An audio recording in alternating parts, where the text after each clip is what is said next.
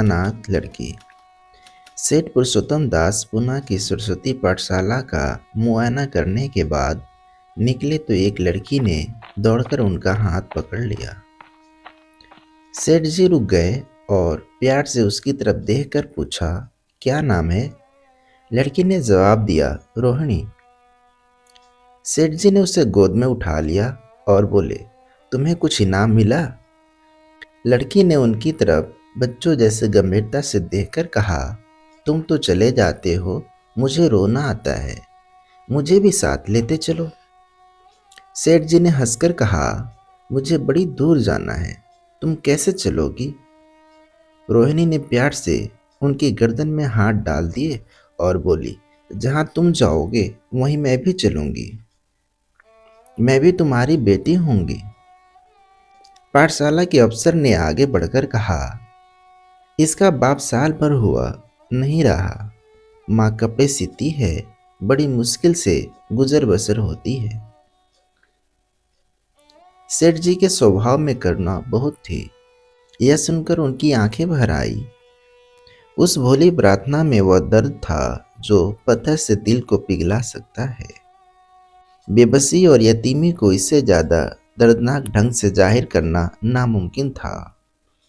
उन्होंने सोचा, इस नन्हे से दिल में न जाने क्या अरमान होंगे और लड़कियां अपने खिलौने दिखाकर कहती होंगी, यह मेरे बाप ने दिया है। वह अपने बाप के साथ पाठशाला आती होंगी, उसके साथ मेले में जाती होंगी और उनकी दिलचस्पियों का जिक्र करती होंगी। यह सब बातें सुन सुनकर इस भोली लड़की को भी ख्वाहिश होती होगी कि मेरा बाप होता। माँ की मोहब्बत में गहराई और आत्मिकता होती है जिसे बच्चे समझ नहीं सकते। बाप की मोहब्बत में खुशी और चाव होता है जिसे बच्चे खूब समझ सकते हैं। सेठ जी ने रोहिणी को प्यार से गले लगा लिया और बोले, अच्छा, मैं तुम्हें अपनी बेटी बनाऊंगा, लेकिन खूब जी लगाकर पढ़ना। अब छुट्टी का वक्त आ गया है, मेरे साथ आओ, तुम्हारे घर पहुंचा दूं। यह कहकर उन्होंने रोहिणी को अपने मोटर कार में बिठा लिया। रोहिणी ने बड़े इत्मीनान और गर्व से अपनी सहेलियों की तरफ देखा। उसकी बड़ी बड़ी आंखें खुशी से चमक रही थी और चेहरा चांदनी रात की तरह खिला हुआ था। सेठ जी ने रोहिणी को बाजार की खूब सैर कराई और खूब उसकी पसंद से कुछ अपनी पसंद से बहुत सी चीजें खरीदी। यहाँ तक कि रोहिणी बातें करते करते कुछ थक सी गई और खामोश हो गई। उसने इतनी चीजें देखी और इतनी बातें सुनी कि उसका जी भर गया। शाम होते होते रोहिणी घर पहुंची और मोटरकार से उतरकर रोहिणी को अब कुछ आराम मिला। दरवाजा बंद था। उसकी माँ किसी ग्राहक के घर कपड़े देने गई थी। रोहिणी ने अपने तोहफों को उलटना पलटना शुरू किया। खूबसूरत रबर के खिलौने, चीनी की गुड़िया जरा दबाने से चू चू करने लगती और रोहिणी यह प्यारा संगीत सुनकर फूले न समाती थी। रेशमी कपड़े और रंग बिरंगी साड़ियाँ के कई बंडल थे, लेकिन मखमली बूटे की गुलकारियाँ ने उसे खूब लुभाया। उसे उन चीज़ों को पाने की जितनी खुशी थी, उससे ज़्यादा उन्हें अपनी सहेलियों को दिखाने की बेचैनी थी। सुंदरी के जूते अच्छे सही, लेकिन उनमें ऐसे फूल कहाँ हैं? ऐसी गुड़िया उसने कभी देखी भी ना होगी। इस ख्यालों से उसके दिल में उमंग भर आई और वह अपने मोहिनी आवाज में एक गीत गाने लगी। सेठ जी दरवाजे पर खड़े इस पवित्र दृश्य का हार्दिक आनंद उठा रहे थे। इतने में रोहिणी की माँ रुक्मणी कपड़ों की एक पोटली लिए हुए आती दिखाई दी। रुक्मणी का चेहरा पीला था, आंखों में हसरत और बेबसी छिपी हुई थी। गुप्त चिंता का सजीव चित्र मालूम होती थी, जिसके लिए जिंदगी में कोई सहारा नहीं। मगर रोहिणी को जब उसने गोद में उठाकर प्यार से चूमा, जरा देर के लिए उसकी आंखों में उम्मीद और जिंदगी की झलक दिखाई दी। मुरझाया हुआ फूल खिल गया। बोली, आज तो इतनी देर कहाँ रही? मैं तुझे ढूंढने पाठशाला गई थी। रोहिणी ने हुमक कर कहा, मैं मोटर कार पर बैठकर बाजार गई थी। वहां से बहुत अच्छी अच्छी चीजें लाई हूँ। वह देखो कौन खड़ा है। माँ ने सेठ जी की तरफ ताका और लजाकर सिर झुका लिया। बरामदे में पहुंचते ही रोहिणी माँ की गोद से उतरकर सेठ जी के पास गई और अपनी माँ को यकीन दिलाने के लिए भोलेपन से बोली, क्यों, तुम मेरे बाप हो ना? सेठ जी ने उससे प्यार करके कहा, तुम मेरी प्यारी बेटी हो। रोहिणी ने उनके मुंह की तरफ याचना भरी आंखों से देखकर कहा, अब तुम रोज यहाँ रहा करोगे? सेठ जी ने उसके बाल सुलझाकर जवाब दिया, मैं यहाँ रहूंगा तो काम कौन करेगा? मैं कभी कभी तुम्हें देखने आया करूंगा, लेकिन वहां से तुम्हारे लिए अच्छी अच्छी चीजें भेजूंगा। रोहिणी कुछ उदास सी हो गई। इतने में उसकी माँ ने मकान का दरवाज़ा खोला। बड़ी फुर्ती से मैले बिछावन और फटे हुए कपड़े समेटकर कोने में डाल दिए कि कहीं सेठ जी की निगाह उन पर न पड़ जाए। यह स्वाभिमान स्त्रियों की खास अपनी चीज़ है। रुक्मणी अब इस सोच में पड़ी थी कि मैं इनकी क्या खातिर करूं। उसने सेठ जी का नाम सुना था। उसका पति हमेशा उनकी बड़ाई किया करता था। वह उनकी दया और उदारता की चर्चाएं अनेकों बार सुन चुकी थी। वह उन्हें अपने मन का देवता समझा करती थी। उसे क्या उम्मीद थी कि कभी उसका घर भी उसके कदमों से रोशन होगा। लेकिन आज जब वह शुभ दिन संयोग से आया तो वह इस काबिल भी नहीं कि उन्हें बैठने के लिए एक मोड़ा दे सके। घर में पान और इलायची भी नहीं। वह अपने आंसुओं को किसी तरह न रोक सकी।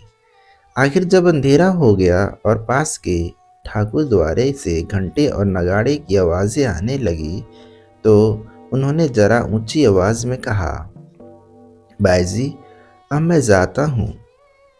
मुझे अभी वहाँ बहुत काम है। मेरी रोहनी को कोई तकलीफ न हो। मुझे जब मौका मिलेगा उसे देखने मैं आऊँगा। उसके पालने पोसने का काम मेरा है और मैं उसे बहुत खुशी से पूरा करूँगा। मैंने उसका वजीफ़ा बांध दिया है और यह उसकी पहली किस्त है। यह कहकर उन्होंने अपना खूबसूरत बटुआ निकाला और रुक्मणी के सामने रख दिया। गरीब औरत की आंखों में आंसू निकल रहे थे। उसका जी बरबस चाहता था कि उसके पैरों को पकड़कर खूब रोए। आज बहुत दिनों के बाद एक सच्चे हमदर्द की आवाज़ उसके मन में आई है। जब सेठ जी चले तो उसने दोनों हाथों से प्रणाम किया। उसके हृदय की गहराइयों से प्रार्थना निकली, आपने एक बेबस पर दया की है। ईश्वर आपको खूब तरक्की दे। दूसरे दिन रोहिणी पाठशाला गई तो उसकी माँ की सहज धज आंखों में खूब जाती थी। उसकी सहेलियां उसकी एक एक चीज को आश्चर्य से देखती और ललचाती थी। अच्छे कपड़ों से कुछ स्वाभिमान का अनुभव होता है। आज रोहिणी वह गरीब लड़की न रही जो दूसरों की तरफ विवश नेत्रों से देखा करती थी। आज उसकी एक एक क्रिया से ससोचित गर्व और चंचलता टपकती थी और उसकी जबान एक दम के लिए भी रुकती न थी। कभी मोटर की तेजी का जिक्र था, कभी बाजार की दिलचस्पियों का बयान, कभी अपनी गुड़ियों के कुशल मंगल की चर्चा थी और कभी अपने बाप की मोहब्बत की दास्तां। दिल था कि उमंगों से भरा हुआ था। एक महीने बाद सेठ पुरुषोत्तम दास ने रोहिणी के लिए फिर तोहफे और रुपये रवाना किए। बेचारी विधवा को उनकी कृपा से जीविका की चिंता से छुट्टी मिली। वह भी रोहिणी के साथ पाठशाला आती और दोनों माँ बेटियां एक ही दर्जे में साथ साथ पढ़ती। लेकिन रोहिणी का नंबर हमेशा माँ से अव्वल रहा। सेठ जी जब पूना की तरफ से निकलते तो रोहिणी को देखने जरूर आते और उसका आगमन उसकी प्रसन्नता और मनोरंजन के लिए महीनों का सामान इकट्ठा कर देता। इसी तरह कई साल गुजर गए और रोहिणी ने जवानी के सुहाने हरे भरे मैदान में पैर रखा। रोहिणी अब आंतरिक और बाह्य सुंदर में अपनी पाठशाला की नाक थी। हाव भाव में आकर्षक गंभीरता, बातों में गीत सा खिंचाव और गीत सा आत्मिक रस था। कपड़ों में भी रंगीन सादगी, आंखों में लाज संकोच, विचारों में पवित्रता। जवानी थी मगर घमंड और बनावट और चंचलता से मुक्त। उसमें एक एकाग्रता थी। स्त्रियोचित उत्कर्ष की मंजिलें वह धीरे धीरे तय करती चली जाती थी। सेठ जी के बड़े बेटे नरोत्तम दास कई साल तक अमेरिका और जर्मनी की यूनिवर्सिटी की खाक छानने के बाद इंजीनियरिंग विभाग में कमाल हासिल करके वापस आए थे। अमेरिका के सबसे प्रतिष्ठित कॉलेज में उन्होंने सम्मान का पद प्राप्त किया था। अमेरिका के अखबार एक हिंदुस्तानी नौजवान की एक शानदार कामयाबी पर चकित थे। उन्हीं का स्वागत करने के लिए बंबई में एक बड़ा जलसा किया गया। इस उत्सव में शरीक होने के लिए लोग दूर दूर से आए थे। सरस्वती पाठशाला को भी निमंत्रण मिला और रोहिणी को भी सेठानी जी ने विशेष रूप से आमंत्रित किया। पाठशाला में हफ्तों तैयारियां हुई। रोहिणी को एक दम के लिए भी चैन न था। यह पहला मौका था उसने अपने लिए बहुत अच्छे अच्छे कपड़े बनवाए। रंगों के चुनाव में वह मिठास थी, काट छाट में वह फवन जिससे उसकी सुंदरता चमक उठी। सेठानी कौशल्या देवी उसे लेने के लिए रेलवे स्टेशन पर मौजूद थी। रोहिणी गाड़ी से उतरते ही उनके पैर की तरफ झुकी, लेकिन उन्होंने उसे गले से लगा लिया और इस तरह प्यार किया कि जैसे वह उनकी बेटी है। वो उसे बार बार देखती थी और आंखों से प्रेम टपक पड़ता था। इस जलसे के लिए ठीक समुद्र के किनारे एक हरे भरे सुहाने मैदान में एक लंबा चौड़ा शमियाना लगाया गया था। एक तरफ आदमियों का समुद्र उमड़ा हुआ था, दूसरी तरफ समुद्र की लहरें उमड़ रही थी। वह भी इस खुशी में शरीक थी। जब उपस्थित लोगों ने रोहिणी बाई के आने की खबर सुनी तो हजारों आदमी उसे देखने के लिए खड़े हो गए। यही तो वह लड़की है जिसने जिसने आपकी शास्त्री की परीक्षा पास की है। जरा उसके दर्शन करने चाहिए। अब भी इस देश में स्त्रियों में ऐसे रतन मौजूद हैं। भोले भाले देश प्रेमियों में इस तरह की बातें होने लगी। शहर की कई प्रतिष्ठित महिलाओं ने आकर रोहिणी को गले लगाया और आपस में उसके सौंदर्य और उसके कपड़ों की चर्चा होने लगी। आखिर मिस्टर पुरुषोत्तम दास तशरीफ लाए। हालांकि वह बड़ा श्रेष्ठ और गंभीर उत्सव था, लेकिन उस वक्त दर्शन की उत्कंठा पागलपन की हद तक जा पहुंची थी। एक भगदड़ सी मच गई। कुर्सियां की कतारें गड़बड़ हो गई। कोई कुर्सी पर खड़ा हुआ, कोई उसके हाथों पर। कुछ मनचले लोगों ने शमियाने की रस्सियां पकड़ी और उस पर जाल लटके। कई मिनट तक यही तूफान मचा रहा। कई कुर्सियां टूटी, कई कुर्सियां उल्टी, कोई किसी के ऊपर गिरा, कोई नीचे। ज्यादा तेज लोगों में धौल धप्पा होने लगा। तब तब बिन की सुहानी आवाजें आने लगी। रोहिणी ने अपनी मंडली के साथ देश प्रेम में डूबा हुआ गीत शुरू किया। सारे उपस्थित लोग बिल्कुल शांत थे और उस समय वह सुरीला राग, उसकी कोमलता, उसकी प्रभावशाली मधुरता, उसकी उत्साह भरी वाणी दिलों पर वह नशा सा पैदा कर रही थी जिससे प्रेम की लहरें उठती हैं, जो दिल में बुराइयों को मिटाता है और जिंदगी की हमेशा याद रहने वाली यादगारें पैदा हो जाती हैं। गीत बंद होने पर तारीफ की एक आवाज न आई। वही ताने कानों में अब तक गूंज रही थी। गाने के बाद विभिन्न संस्थाओं की तरफ से अभिनंदन पेश हुए और तब नरोत्तम दास लोगों को धन्यवाद देने के लिए खड़े हुए, लेकिन उनके भाषण से लोगों को थोड़ी निराशा हुई। यूं दोस्तों की मंडली में उनकी वक्तृता के आवेग और प्रवाह की कोई सीमा न थी, लेकिन सार्वजनिक सभा के सामने खड़े होते ही शब्द और विचार दोनों ही उनसे बेवफाई कर जाते थे। उन्होंने बड़ी मुश्किल से धन्यवाद के कुछ शब्द कहे और तब अपनी योग्यता की लज्जित स्वीकृति के साथ अपनी जगह पर आ बैठे। कितने ही लोग उनकी योग्यता पर ज्ञानियों की तरह सिर हिलाने लगे। जब जलसा खत्म होने का वक्त आया, वह रेशमी हार जो सरस्वती पाठशाला की ओर से भेजा गया था, मेज पर रखा हुआ था। उसे हीरो के गले में कौन डाले? प्रेसिडेंट ने महिलाओं की पंक्ति की ओर नजर दौड़ाई। चुनने वाली आंखें रोहिणी पर पड़ी और ठहर गई।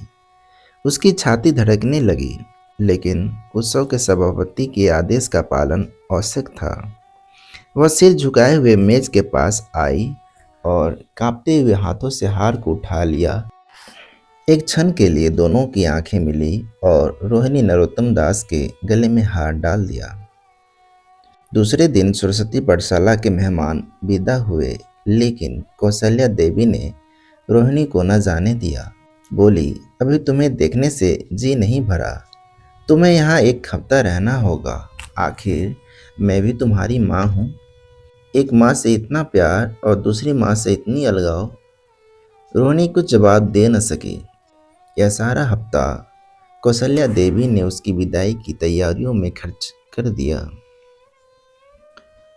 7वें दिन उसे विदा करने के लिए स्टेशन तक आई। चलते वक्त उससे गले मिली और बहुत कोशिश करने पर भी आंसुओं को रोक न सकी।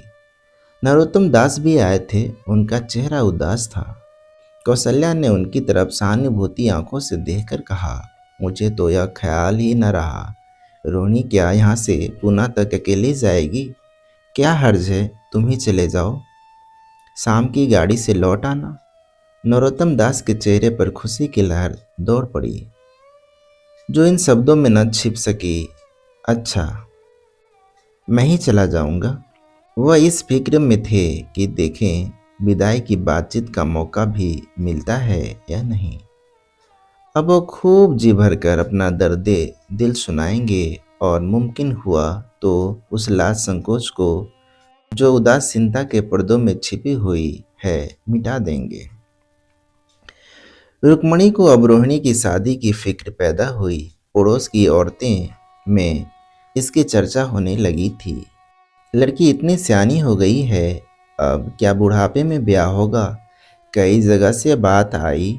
उनमें कुछ बड़े प्रतिष्ठित घराने थे, लेकिन जब रुक्मणी उन पैमानों को सेठ जी के पास भेजती तो वे यही जवाब देते कि मैं खुद फिक्र में हूँ। रुक्मणी को उनकी यह टाल मटोल बुरी मालूम होती थी। रोहिणी को मुंबई से लौटे महीने भर हो चुका था। एक दिन वह पाठशाला से लौटी तो उसे अम्मा के चरपाई पर एक खत पड़ा हुआ मिला। रोहिणी पढ़ने लगी। लिखा था, बहन, जब से मैंने तुम्हारी लड़की को बम्बई में देखा है, मैं उस पर रिझ गया हूँ। अब उसके बगैर मुझे चैन नहीं है। मैं गरीब हूँ, लेकिन मैंने सेठ जी को राजी कर लिया है। तुम भी मेरी यह विनती कबूल करो। मैं तुम्हारी लड़की को चाहे फूलों की सेज पर न सुला सकूं, लेकिन इस घर का एक एक आदमी उसे आंखों की पुतली बनाकर रखेगा। अब रहा लड़का, माँ के मुख से लड़के का बखान कुछ अच्छा नहीं मालूम होता, लेकिन यह कह सकती हूँ कि परमात्मा ने यह जोड़ी अपने हाथों से बनाई है। सूरत में, स्वभाव में, विद्या में, हर दृष्टि से वह रोहिणी की योग्य है। तुम जैसे चाहो अपना इत्मीनान कर सकती हो। जवाब जल्द देना और ज़्यादा क्या लिखूं। नीचे थोड़े से शब्दों में सेठ जी ने उस पैगाम की सिफारिश की थी। रोहिणी गालों पर हाथ रखकर सोचने लगी। नरोत्तम दास की तस्वीरें उसकी आंखों के सामने आ खड़ी हुई। उनकी वह प्रेम की बातें जिनका सिलसिला बंबई से पुणे तक नहीं टूटा था। उसने एक ठंडी सांस ली और उदास होकर चरपाई पर लेट गई। सरस्वती पाठशाला में एक बार फिर सजावट और सफाई के दृश्य दिखाई दे रहे हैं। आज रोहिणी की शादी का शुभ दिन है। शाम का वक्त है। बसंत का सुहाना मौसम है। पाठशाला के दरों दीवार मुस्कुरा रहे हैं और हरा भरा बगीचा फूला नहीं समाता। चंद्रमा अपनी बारात लेकर पूरब की तरफ से निकला। उसी वक्त मंगलाचरण का सुहाग राग उस रूपहली चांदनी और हल्के हल्के हवा की झोंकों में लहरें मारने लगा। दूल्हा आया। उसे देखते ही लोग हैरत में आ गए। यह नरोत्तम दास थे। दूल्हा मंडप के नीचे गया। रोहिणी की माँ अपने को रोक न सकी। उसी वक्त जाकर सेठ जी के पैर पर गिर पड़ी। रोहिणी की आंखों से प्रेम और आनंद के आंसू बहने लगे। मंडप के नीचे हवन कुंड बना था। हवन शुरू हुआ। खुशबू की लपटें हवा में उठी और सारा मैदान महक गया। लोगों के दिलो दिमाग में ताजगी की उमंग पैदा हुई। फिर संस्कार की बारी आई। दूल्हा और दुल्हन ने आपस में हमदर्दी, जिम्मेदारी और वफादारी के पवित्र शब्द अपनी जबानों से कहे। विवाह की वह मुबारक जंजीर गले में पड़ी, जिसमें वजन है, शक्ति है, पाबंदियां हैं, लेकिन वजन के साथ सुख और पाबंदियों के साथ विश्वास है। दोनों दिलों में उस वक्त एक नई बलवान आत्मिक शक्ति की अनुभूति हो रही थी। जब शादी की रस्में खत्म हो गई तो नाच गाने की मजलिस का दौर आया। मोहक गीत गूंजने लगे। सेठ जी थक कर चूर हो गए थे। जरा दम लेने के लिए बगीचे में जाकर एक बेंच पर बैठ गए। ठंडी ठंडी हवा आ रही थी। एक नशा सा पैदा करने वाली शांति चारों तरफ छाई हुई थी। उसी वक्त रोहिणी उनके पास आई और उनके पैरों से लिपट गई। सेठ जी ने उसे उठाकर गले से लगा लिया और हंसकर बोले, क्यों, अब तो तुम मेरी अपनी बेटी हो गई।